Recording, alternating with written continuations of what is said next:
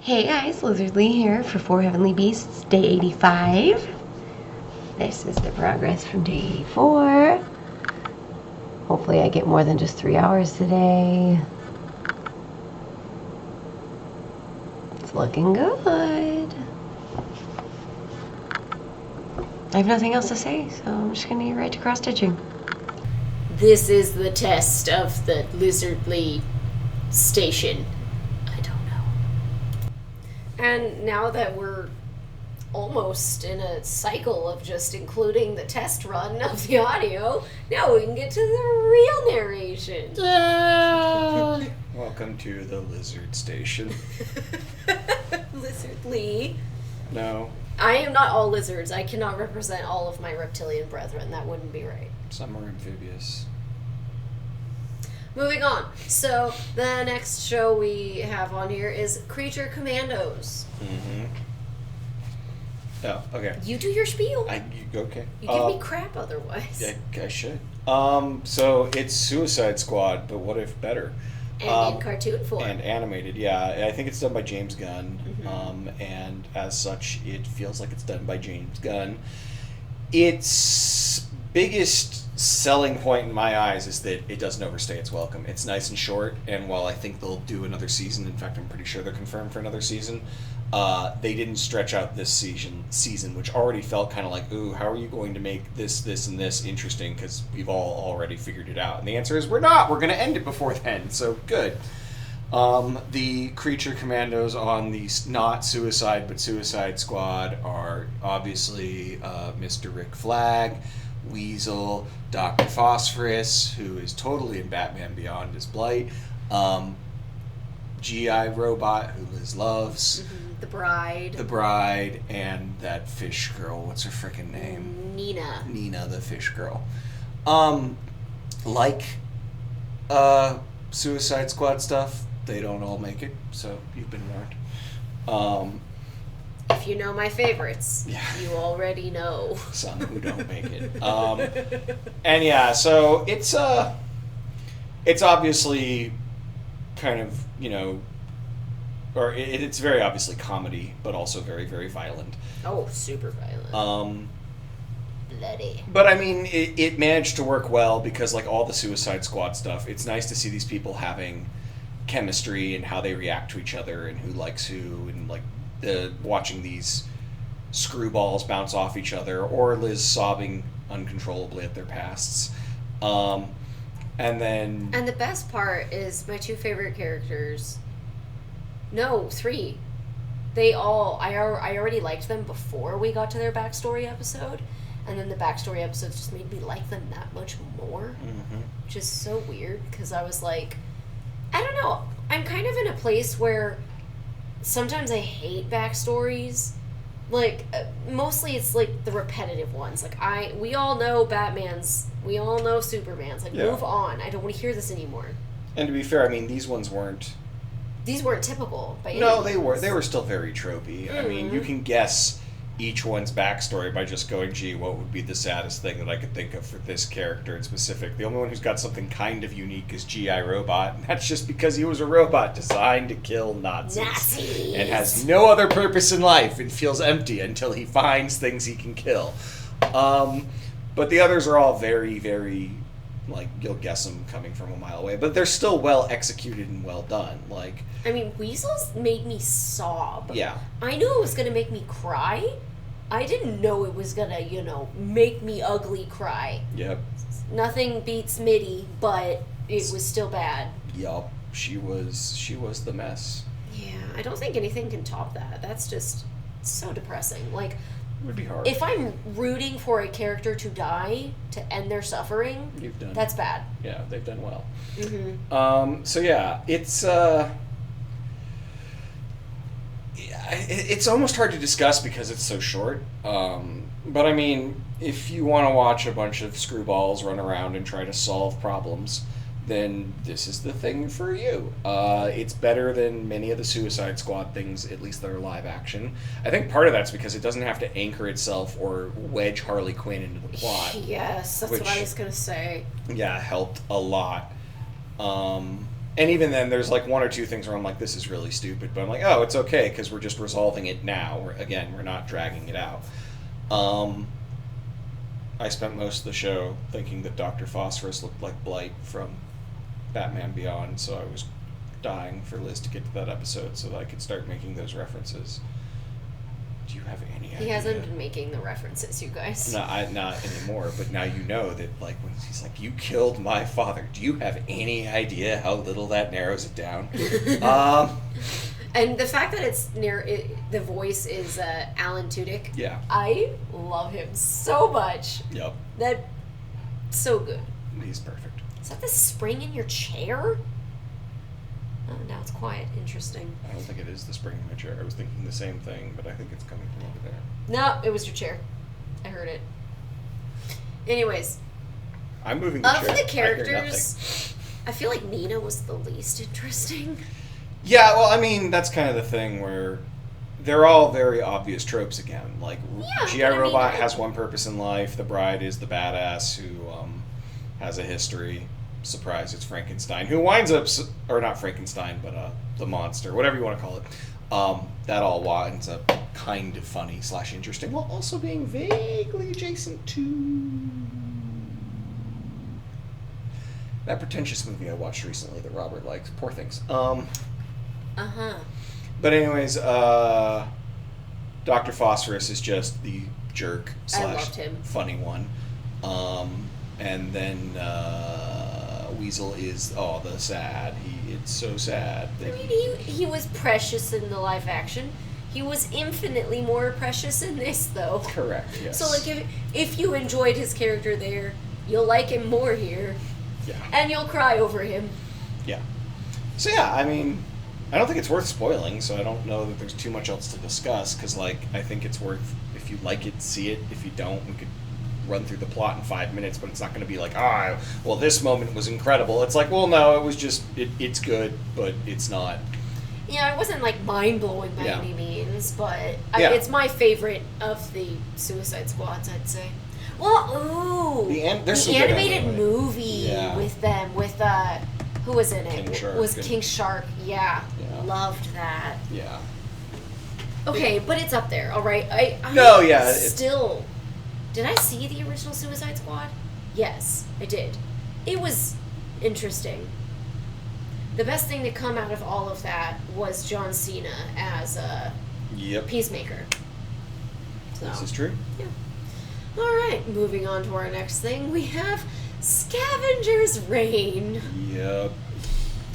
We were so excited for this. Because it starts well. The basic premise is...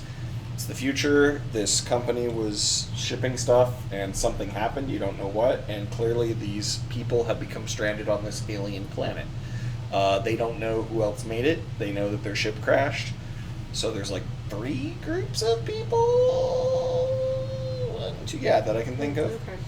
And they're all trying to survive / get off the planet. And the planet is incredible. The creature design, the ecology is fantastic. It's definitely got some turn your brain off stuff where it's like, how did they figure this out without dying? I like to just mentally check out. It's fine. Well, no, I just like in my mental canon, it's like, there's a guidebook that they read first. Like, here are the creatures you can use as hot air balloons or whatever. And it maybe mentions some of them, so at least some of this isn't completely ridiculous. But well, hold on. Animation was 10 out of 10 beautiful. Yeah. Like, if you don't care about story, all you care about is visuals, definitely recommend it. Yeah. Now do your spiel. Well, the downside is that as great as it is and as great as it starts, it does not stick the landing in the slightest. It nosedives hard. Yeah, one is very preachy /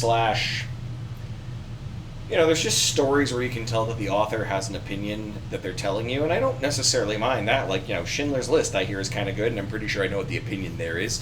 That was a beautiful movie. I cried. Right, exactly. So there's ways to do it, but this one just feels like normal people don't do that. There's a specific character who keeps fighting with another character, and they kind of play it off like, how dare this person question her? She was definitely right in that scenario. And it's like, no, you weren't. You were absolutely out of line, and they were 100% correct to question you. And there may have been a reason for that, because it kind of ends on a cliffhanger, and there's a certain large plot point that winds up unresolved that maybe relates to that, and maybe she was unreasonable or something. But it doesn't matter because they're not getting a season 2. So be warned about that. And then, yeah, other than that, like, there's just a lot of weird decisions, and, like, why did we add these characters? Why do we need this contrived drama? Like, half the fun of this show is watching them dirtle through this nightmare scape. Like, yeah, and learning about more of the aliens and everything on the planet. Like, it's interesting. Right. We don't need... Stop touching me with your feet. Feet are gross. I married you. I didn't marry your feet. They're part of the package! No. As you were saying. But there's a large amount of, like, contrived drama injected into it, which is such a shame. And there's definitely some just... I don't understand what you think just happened, but... Or rather, I understand what you think the writer thinks just happened, but that's not what actually just happened. Like, it feels discordant with its own... Like, the action's on screen, mixed with the vibe that they're portrayed in, doesn't line up well. And it's a shame, because... I'd still recommend it. It's just, instead of this being an easy slam dunk, like, oh yeah, it's a must watch, it's like, if you can tolerate the horror of it, because yes, it can be very disturbing. Yeah. Not as disturbing as it could have been. There's a lot of implied, like, oh, this could go worse, or this has already gone worse in the past. But it's still definitely very concerning. But if you can handle that, I'd say it's worth watching, but it's very much a, don't get your hopes up. Because, yeah, like, there's, for every good thing, there's, like, 2 bad things, which is a shame, because it starts off very, very strong, and there's, even in the finish, some very interesting things, but it just, yeah. And now I'm going to read random quotes that David and I got out of this show. Oh, because yes. Some of them are really funny. I don't know what order these go in, so I'm just going to go from top to bottom. And this one was all me. Levi and I would be best friends, and when she kills me, I would be so sad that my best friend killed me. My wife, ladies and gentlemen. Mm-hmm. Don't put a cross thing on the head of my grave. Yeah. That's her line. Today on Songs with Liz. Do not anger the mole things. Get in the pool. Auto pool. Yeah. Auto pool buttfish. Yes. Now with auto pool buttfish. I feel the need to stick it up her butt. to seed is where I was going with that, but okay. Oh yes, I remember that one now. Yeah, it was. So if you're willing to make fun of the show, it's infinitely more fun. That is true. Yes, because several of these scenes. Okay, the very first one, Levi, that was my favorite plot line. I really liked that robot. Yeah. I was emotionally invested. Hanging off of her plot lines. Otherwise, yeah, everything else, it was just laughing at it and trying to enjoy it outside of what they were giving us. Yep. Mm-hmm. It's brutal because of that. Yep. Oh, okay, so we did Katana Gatari on the last video. The only thing I wrote down for that was the way of the spoon. So, Yes. Like, we get a lot of stupid quotes out of We things. get some mileage out of these, yeah. Alright, so that was Scavenger's Ring. Yep. The next one is Legend of the Legendary Heroes. Yeah. So, this is a personal favorite of mine, and despite its flaws, which are many, and we started it once forever ago, and you were not impressed. And then I think we started it again, and you were... Significantly more impressed. Yes, but it was still a struggle. Not as much as the first time was. Yeah.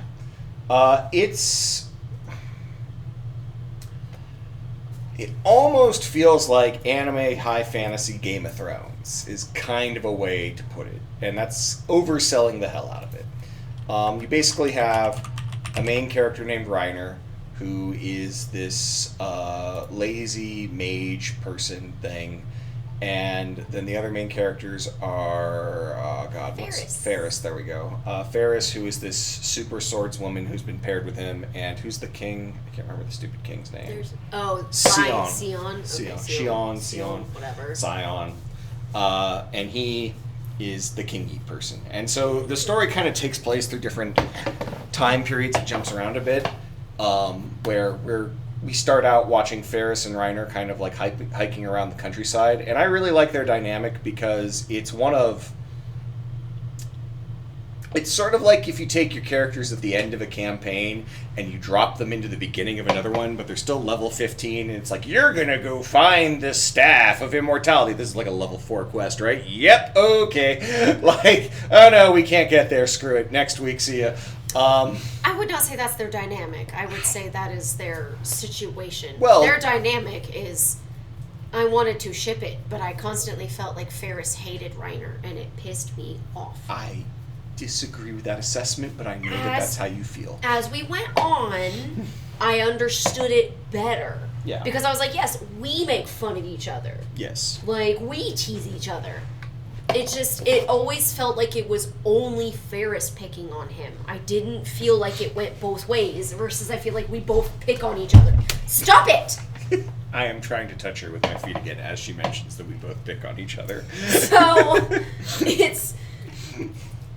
it always felt one-sided to me, so I didn't feel like they were friends. But as it went on, I was like, okay, yeah, they're friends. She's just brattier than him, but he has ways of annoying the crap out of her too. Yeah. So, and it's very overstated. Like, it's left to the interpreter of if this is just like, oh, this really happened, or this is Looney Tunes levels of like overdoing things. But it doesn't really matter because that's not the main reason you watch the show. It's part of it though. There's all sorts of shipping. There's plenty of people to ship with whomever. I hated Milk. Is her name Milk? Yes, you hated Milk. Oh God, I hated her the first time, and I hated her even more the second time. That's fair. Milk is not a strong character. She's running around trying to find Reiner. The thing that we find out is like Reiner and Xion met up in a school where basically Xion was a bastard son of a noble, I think. Yeah, something like that. Or no, his mom is illegitimate? No, he's not illegitimate, but his mom's a commoner. That's what it is. And so he's thrown in this school where it's like, well, you'll either come out like a super mage / strategy guy, tactician, or you'll die doing it.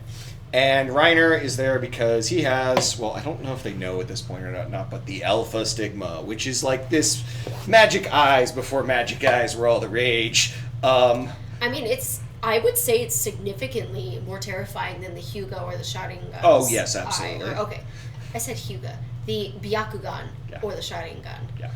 I mean, basically the eyes let him, when they activate, just like wreck everything. Everything. It's terrifying. And like mild spoilers, but his is even more special, and we're not going to find out why, because the short version here is, this is all based on a light novel. And the light novel was quite good, but then it kind of like stalled and it did things and yada yada yada. And to this day, I don't think it's finished. So it never got a second season, and I don't even know if the story knows where it's going in the light novel. But with all that said, like, this is kind of the setup. And roughly what happens is Xion winds up leading the country, and he gets Reiner out of prison / a death sentence for being an Alpha Stigma user because he's his buddy. And then he sends Reiner and Ferris off looking for what are basically super weapons. It's very much a hero's quest to collect the items to save the world? Kind of, but I was also going to say it's more that the way you're going to save the world, the argument is hey, it's like MAD, mutually assured destruction. Like, if everyone has nukes, no one can go to war, because if anyone goes to war, everyone dies. So we're going to find all these super weapons so that, like, one country can have all of them or none or whatever. I forget the exact specifics, but that's the quest that they're air quotes on. And by air quotes, I mean they find several and they're just like, I don't know what to do with this, and leave it behind or can't handle it, and other people take it because they're they're not putting their A game in, let me tell you. And that's also heavily implied in that, like, Reiner and Ferris are rarely ever actually trying. It's definitely one of those. There's a bunch of other characters. Klau's great. You liked him. Mirren's quite interesting. Is her name actually Noah? What? The blue Yeah, girl? Noah, yeah. I shipped her with Clow so hard. Lucille's quite interesting because he's one of the main possible villain things. He's Ferris's older brother. Where's the girl who's... the other idiot girl who's in love with Reiner? I can't remember her frickin' name. I don't know. Yeah, whatever. There's her and the leader of the other country. Yada, yada, yada. Point being, it's got a lot of, like, political intrigue going on. It's got a lot of interesting, like, hey, how would you deal with this stuff going on? It's also got a lot of, like, yes, power fantasy, or, my life is so tough, and I'm so dark and broody, but I'm so cool stuff going on as well. It's just an interesting mix of, like, low-level tropes and fairly ambitious writing with, like, the characters and the plots and the webs that are going on. And it's unfortunately it never delivers on it, but I don't know. I still like it, and I love the powers as well. Like, everyone's got really, really unique weapons and skills, and thus they get a lot of really cool and interesting moments because they've got really, really unique weapons and skills. I was gonna say the magic system is really interesting. Like, it's not as hardcore and set as Hunter x Hunter, but it's really interesting. Like, way they each. What? Oh, I did forget to mention that because he's an Alpha Stigma, he has the Sharingan ability of I can copy other people's magic, but unlike certain people in certain animes we won't name, he actually uses it. Yeah, repeatedly. Yeah. Kakashi. Yeah. What was that? Yeah. Okay, not gonna lie, I really love Kakashi, but he did not live up to the hype outside of the Zabuza fight. Yeah. Because after that, it was always just the Chidori, and it's just frustrating. Yep. Anyways, back to Legend of the Legendary Heroes. I shipped a lot of characters. Magic system was really cool. Are we good going into spoilers? Yeah. So, I don't remember the order of a lot of things, but, like, one of the first times when you see I've already forgotten, Alpha Stigma? Yeah. Alpha Stigma. Stigma, yeah. Stigma. So terrifying. Like, he could literally, like, just cut people in half or cut off their heads, like, just instantaneously. Yeah. Oh, yeah. And it wasn't necessarily what he wanted. It kind of, like it was almost an alternate personality. Oh, no, it's, like, straight up like a berserk rage / he can't control it / and it'll kill anyone and everything. Mm-hmm. Like, he will... It didn't matter if it was an ally or an enemy. Like, yeah. It would just, if you're in that area, you're nuked. And then some enemies later on find out that, no, he's not even a normal one. Something's wrong with him. It's way, way, way, way worse. Yeah, because oh my goodness. So I remember this being way later on. We meet a kid who has this power. And he's running away with his parents and his little sister, I think. And they kill his parents. And I think they also kill his little sister in front of him. And it activates his Alpha Stigma. And it was so depressing, you guys. Like, I felt so horrible for this little kid. Because it's like, yeah, he's a literal child. Of course he's going to go berserk when you kill his family in front of him. Are you kidding me? Well, worse, they were purposely trying to make him go berserk because apparently you can harvest them at that time and then get stuff from them. That's what they were doing. Okay. Yeah. But also, another interesting little, I don't know, data point for the weird person who's still listening. But you guys are weird. It's fine. Yeah. Obviously, we're weirder. We're still watching all of this crap. Stop touching me with your feet! I'm weird. So, no, one of the more interesting things, I think, to kind of explain this for the people who played the games, is this feels like it could be an anime based on Fire Emblem or Ogre Battle.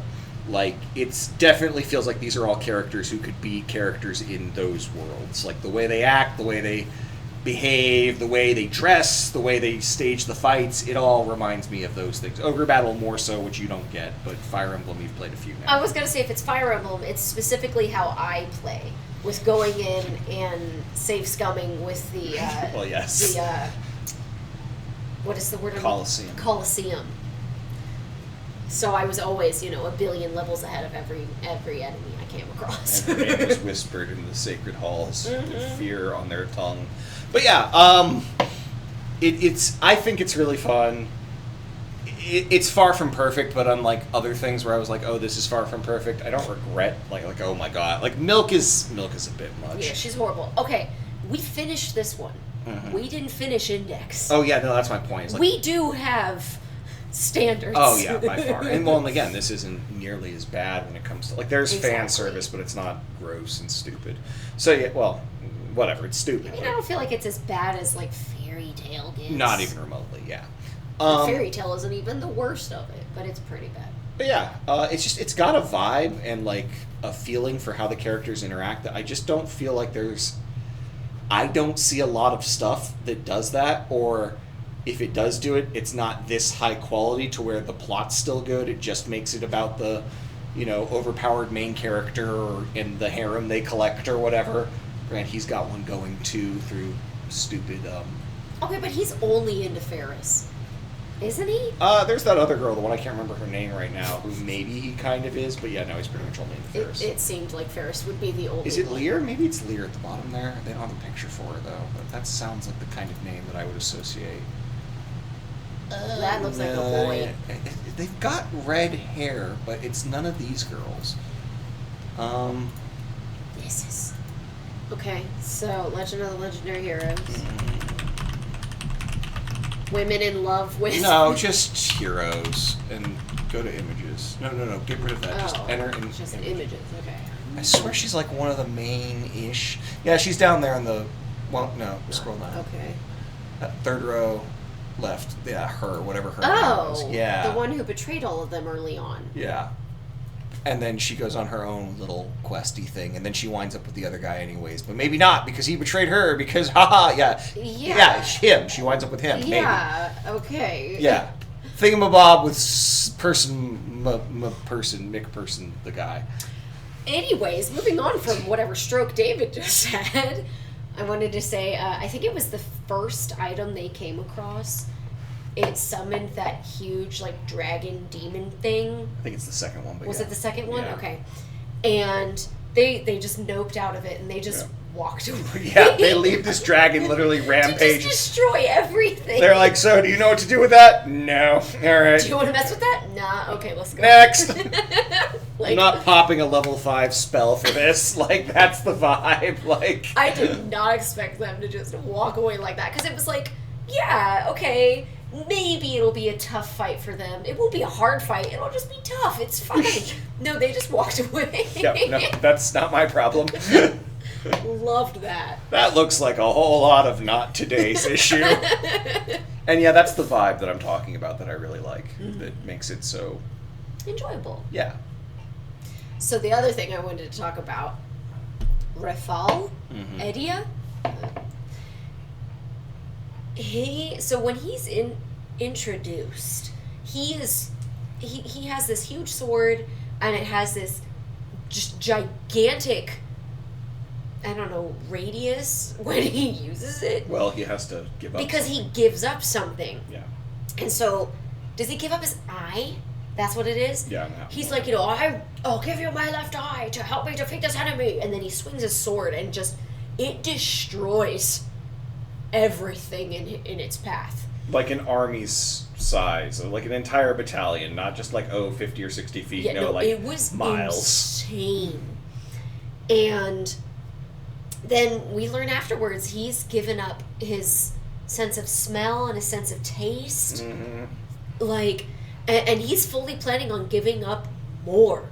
Yeah, as much as he has to. Yeah, and I think initially he jumped up to, like, my favorite character, because I was just like, holy crap, like, that's amazing. Like, that is almost a scary level of altruism, honestly. Like, if just willing to give up essentially your entire livelihood, that's scary. But impressive. I don't think I could do that. Like, I could give up my sense of smell. No problem. What? I barely have one. So, yeah. Like, the only person I know who has we'll worse allow it, sense but of we're smell not giving you is much my best for friend. it. But you could wipe out, I don't know, 2/3 of a room. dang. That's I mean, being that'll generous. help me, like, but,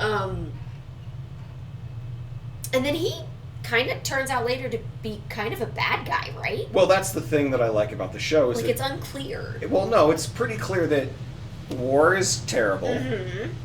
There's all sorts of things going on, and there's all sorts of people who do terrible things, and then there's like these people like the stigma users, because there's other people with different kinds of magic eyes, and they want, or magic powers, and they all kind of like are inherently dangerous is the thing that they make clear. Is like they don't want to be dangerous, but at the same time they absolutely are. So it's a very big problem that, like, well, yes, this child is a child, but also this child could snap and kill everyone in town just because he stubbed his toe or something, you know? Like, or just had a bad day or was bullied. And then you have people taking advantage of that and trying to harvest them while they're in those states, making it worse. So there's a lot of things going on. So is he a perfect guy? No. Nobody, honestly, is in the show. Correct. Pretty much everybody's some level of evil or making some level of sacrifice or redemption arc, or like, well, here's a really tough, you know, choice. Like, what do you want to do? Like, there's, you know, where do you draw the line? And it does a good job of doing that, in my opinion. It just it's hard to go into the details because there's so much. But I think his short thing is he's the head of his faction, and you know, he's fighting to expand territory, but he's also there's some bad guys we've gotten used to over the course of the show, and it turns out they work for him. And it's like, oh my God, they're the ones doing this horrible thing. And it's like, well, yeah, but that's what he needs to do this. And it's like, it all... He's the equivalent of Shion, Yeah. Sion, whatever, in a different country. But that's what I was kind of going Yeah. with, of like, in the eyes of the viewer, where we're following Reiner and Ferris, Yeah. he's a bad guy. Yeah. But as just an outside perspective, it's like, yeah, he's equivalent.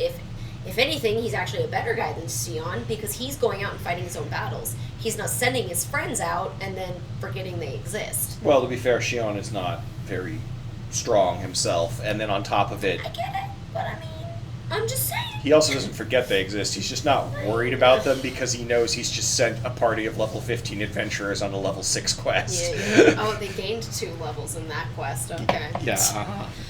Again, that friendship circle thing is also part of the fun. I wasn't big on Sion. Like, he annoyed the crap out of me. I was not a fan of his. I like him. I wasn't. The other character I wanted to talk about, who I'm not seeing, and I mean, he looks like Reiner in this picture, because he also has the Alpha Stigma, right? He's the one who teleports and stuff. Yeah, he's I a don't- minor-ish character. I don't remember his name, though. Legend of the Legendary Heroes wiki. No, I want to just do I would do- Alpha Stigma. I don't think it's an Alpha Stigma. It's not? No, I think it's one of those other... Yonu Doe? Yeah. My problem with this is Lino Due. it pronounced the Japanese way, or... That's the Is this the I name. translation? That's not the character's name. Okay, so he's the one who has it, though, I right? believe. Tyr, yeah. Tyr, yes. He... Yeah. I don't think I liked him at first, because he was such a jerk. And he's evil. Well, Yeah. when you meet him, from your point of Yeah, view. oh yeah, he was super, super evil. But then later on, he's the one who saves Reiner. Mm-hmm. And then you learn, like, he's protecting all of these children who have Similar issues. similar, yeah, it's not just eye things, but I think it's mostly eye things, isn't it? Or I just, forget. It's in their blood, and so everybody's like, oh no, we have to kill those Genetic children. monsters, because like his literal ability is he drinks people. Like, he can It's convert you awesome. into energy and then use you to power whatever he needs to power. Does he So move by, like, lightning? yeah. Yeah, okay. He was so cool. And again, like, I hated him at first. And then by the end, I was like, oh my God, I love him. Like, yes, he's doing these horrific things, but he's protecting babies. Mhm. Like, and these babies, you guys, literally some of them are babies. Or at least one of them was just a child, had to be carried around. Yeah. Other ones were like preteens, teens, getting closer to his age. I don't know how old he was supposed to be. I always assumed early 20s. I think everyone's like early 20s. Yeah. But, so cool. Like, the magic system. I think that's a big draw for Legend of the Legendary Heroes. Yeah. Because the magic was it was really cool. It very much was. I think I've touched upon everything I wanted to discuss. Yeah, no, I mean, it's a favorite of mine. I highly recommend it, but with caveats of, like, just... Be aware. Yeah, it doesn't end. It's got an ending of a sort, but it's definitely a cliffhanger. And you're never going to get satisfaction because it doesn't end. So, yeah. And then our last one is Your Lie in April. Almost a perfect film. It's a TV show.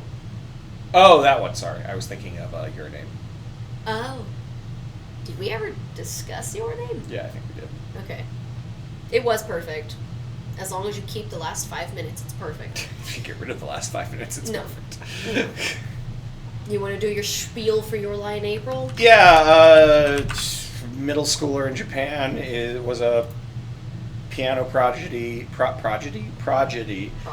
in elementary school and was incredible, and then he stopped the piano because things were tough, and yeah, I'm getting there. And then he his best friend, who's a girl, happens to get him to meet another girl who's dating his other best friend, and she plays the fiddle, violin, whatever, same thing. Violin? Yeah, we talked about this. It's a fiddle if you play different songs.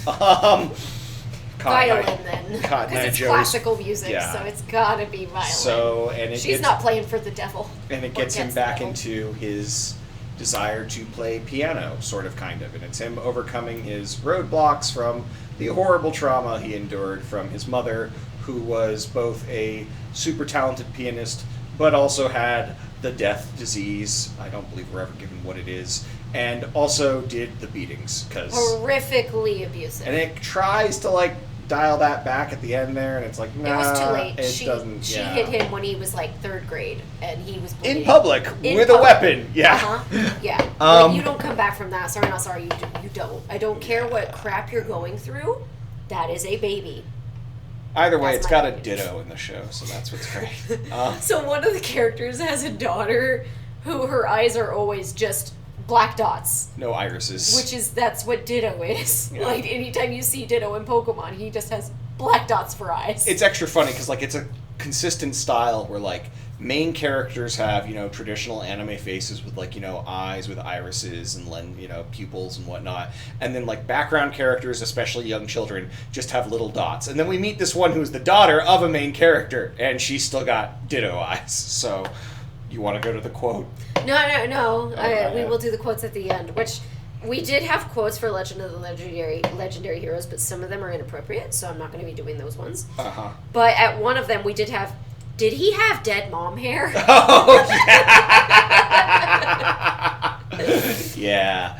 Yeah. And there was one complaint I had, in at least one episode, where I had to sing it out. Your audio guy sucks and I hate him. Yeah. If your music is too loud or your sound effects are too loud and I can't hear people, it really bugs me. So back to Your Lie in April. So yeah, it's a music anime. Music rom-com-ish. Drama. Yeah, I mean, it's not a happy show. It's air quotes slice of life, but it's really covering a lot of ground. And no, it's not. Well, it is and it isn't a happy show. It's one of those. And I got into it because a lot of people told me, "Oh, you've got to watch this. You got to watch this." And then you said, I told you I wanted us to watch it. Yes, but then when you started watching it, I heard from other people like, "Oh, yeah, it's really good," and yada yada yada. And don't spoil it. Don't spoil it. I'm like, okay. And then it was just the thing that we obviously suspected from the get-go. Okay, but when you open it up in Netflix, like one of the tags is like grief or whatever. Like, it's literally tagged that it's a sad show. Well, I mean, to be fair, I kind of get that because there are people who definitely would not want to watch that. Oh, I agree. But I was annoyed about it because I wanted you to go in not knowing because I wanted to see if it would make you cry. It didn't. It didn't. It definitely... I got teary-eyed a couple times, but, like, I had it spoiled. So I was just like, oh, okay, yep. Oh, yeah. That tracks. Yep. And I mean, I think it's pretty obvious where it's going. It was not... Oh yeah, it did not feel like it was pulling the rug out from under me as a viewer. I knew, but still, it was kind of just like, huh, she keeps ending up in the hospital. I wonder why. You know? Yep. So, I mean, yeah, it's, beautiful music. It's also too long. Oh my god, 1,000%. There's a second arc that just doesn't need to be there, or could be at least quite a bit shorter. As with all these things, it's like, well, we have 15 episodes worth of content. Well, you can do 12 or 24. Like... Better to stretch it out than to shrink it down. Yeah, no, that's... absolutely not. Ugh, not with this one at least. Yeah, that's one of the big things I docket points for, where it's like, I get it. We got there. We did the thing. We've got the stuff. The things are there. And we're on side quest plot. Yeah, the little girl who hated Kosei and then was like kind of in love with him. I hated that entire side plot. She's the sister of the blonde hair kid. The younger sister. Oh, Takeshi. Takeshi. Yes. Is it Nagi? Is it this girl? Yeah. Yes, I hated that entire plot. It was Nagi's a real useless. people because she's got eyes. Koharu is a ditto. Okay, fine. Now we can do the quotes. This one is you. My ditto needs to be fed. Not my daughter is hungry. Yeah, because his teacher is the one with the ditto child. And she's, like, clearly leaving, like, okay, it's getting late, I've got to go. And I'm like, my ditto needs to be fed. And then shortly after that, I had a point where I was like, she gave birth to a ditto. Just remember that. Yeah. Okay, you have to change that word, but you can keep the sentiment. I think I hurt myself. No. I think I crapped my chest. Oh, yes. Or I think I crapped myself. Yes. So then my line was, in his chest? Yeah. Because, like, when you say, I think I crapped myself, you'd reach for your pants.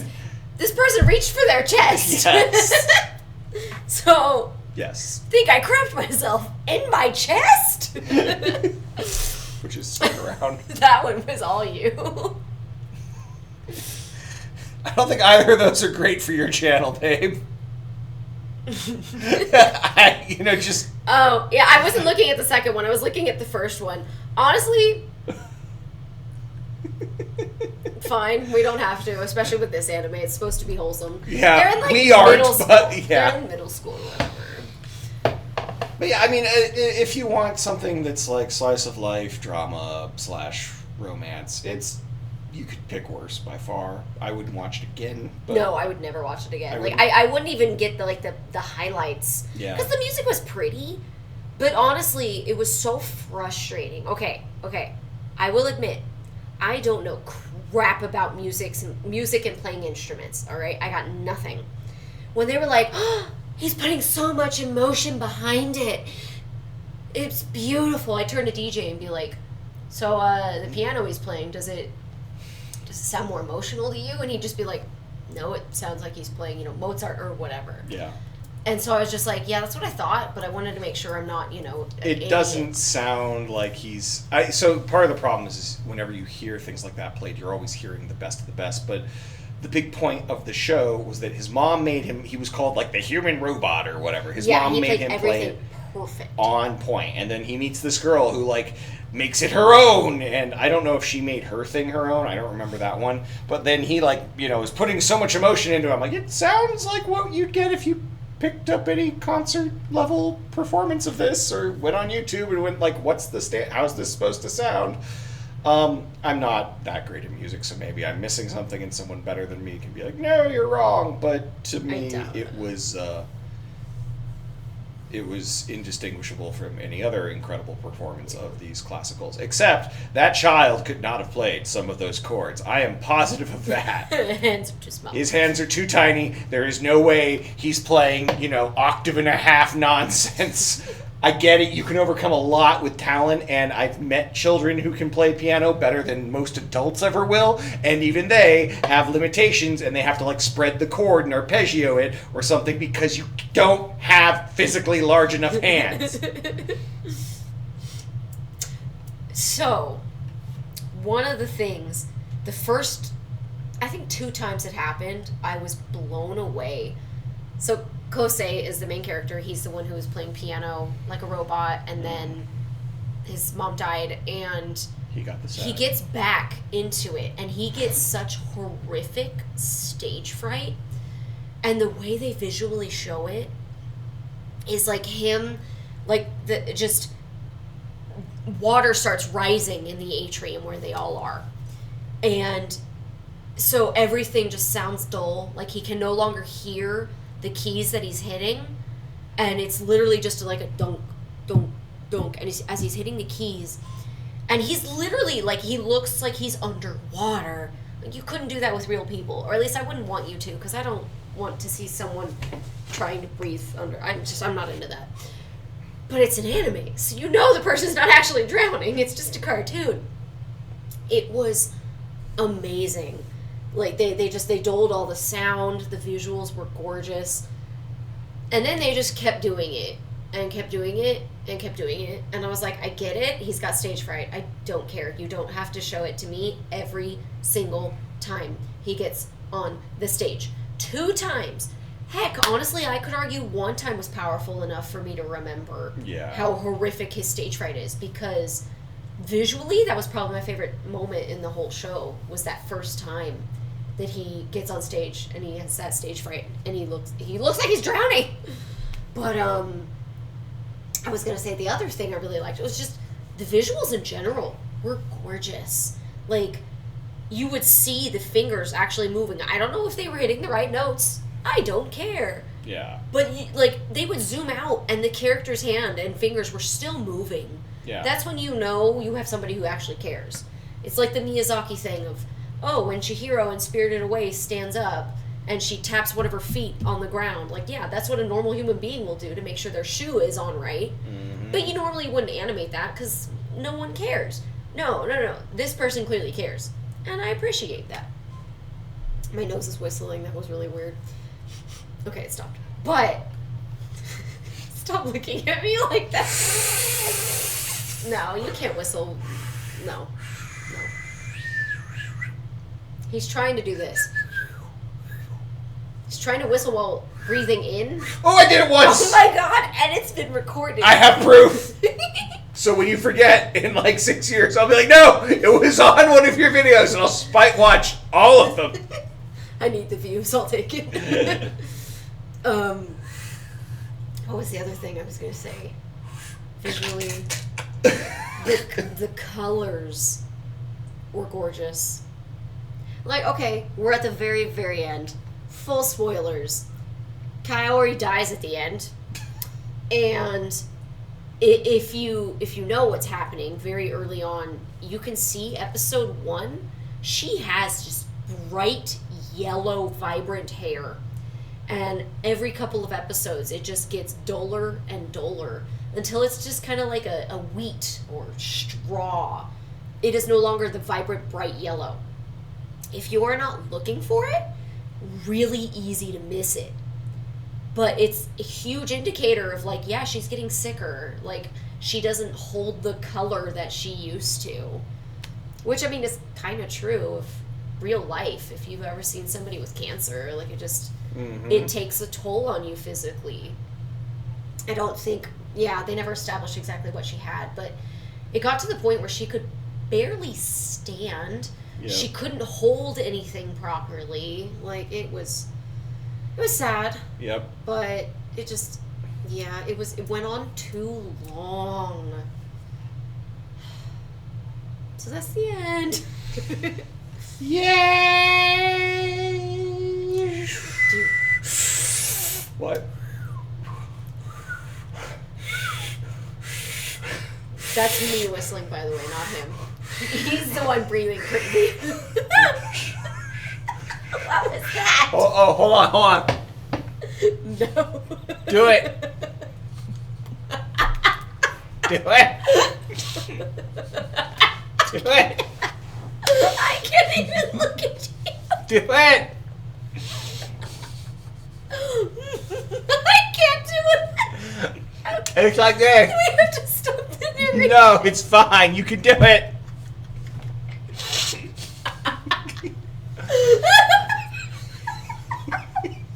You want upper lip or bottom lip?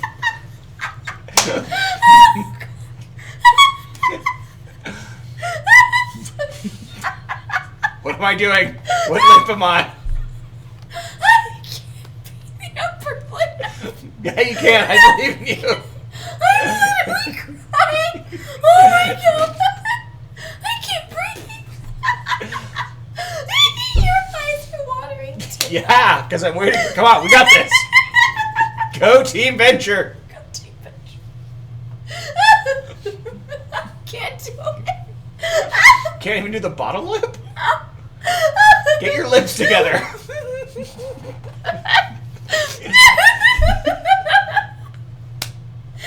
is why we're married. Alright. Oh, are we trying still? You stop. Yeah, I haven't shaved, so my lip is slippery. The hair gives less friction. Now the other one! You can do this! I can't do it. Yeah, you can! Heart of the cards, Yugi!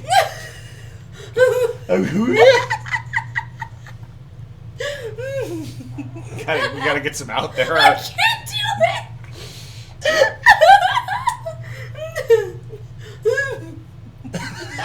Just disappears. I can't do it. Oh god, my tummy hurts so bad.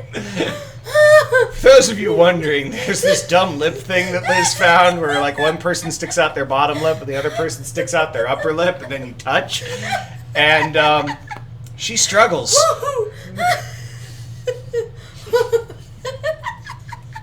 The faces he makes. I can't.